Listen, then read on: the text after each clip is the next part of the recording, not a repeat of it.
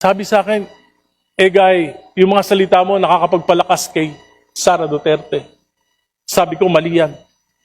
Secretary, ang nagpapalakas kay Duterte ay ang patuloy ng mga palpak na polisiya ng Administrasyong Marcos. Sinabi magpapakulong December 15, nagpakulong ba kahit isa? Sinabi ipapasa yung Independent Commission for Infrastructure na mag-iimbestiga. Pinasa ba? Binola lang kami. 2 weeks ago, may isang gabinete ang kinausap ako. Sinabi sa akin, Guy, ang tingin ng Malacanang, Sara Duterte ka. Sabi ko po,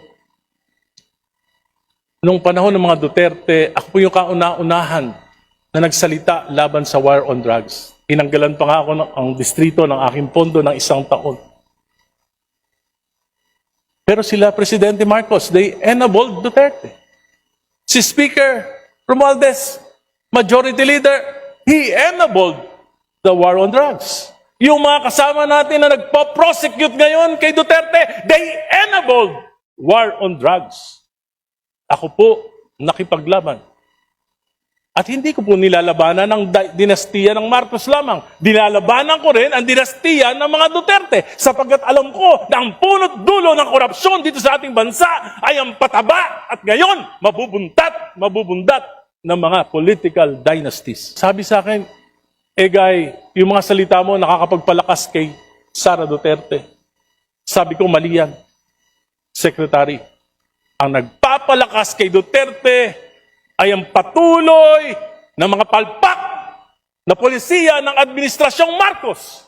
Sinabi magpapakulong December 15, nagpakulong ba kahit isa?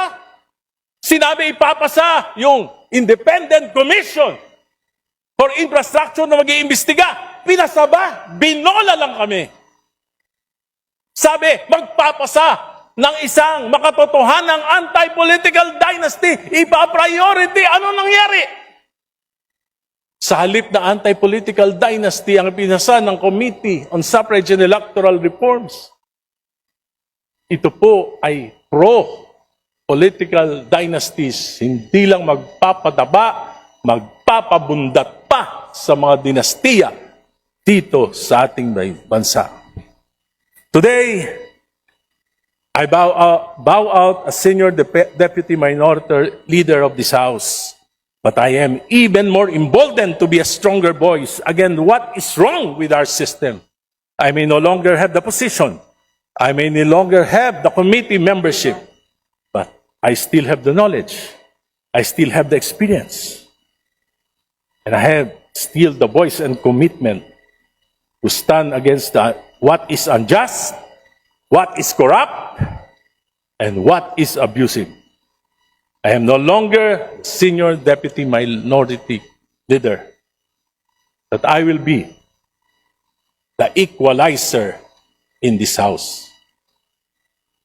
Thank you, Madam Speaker. Thank you, my colleagues, until my next privilege speech. Thank you.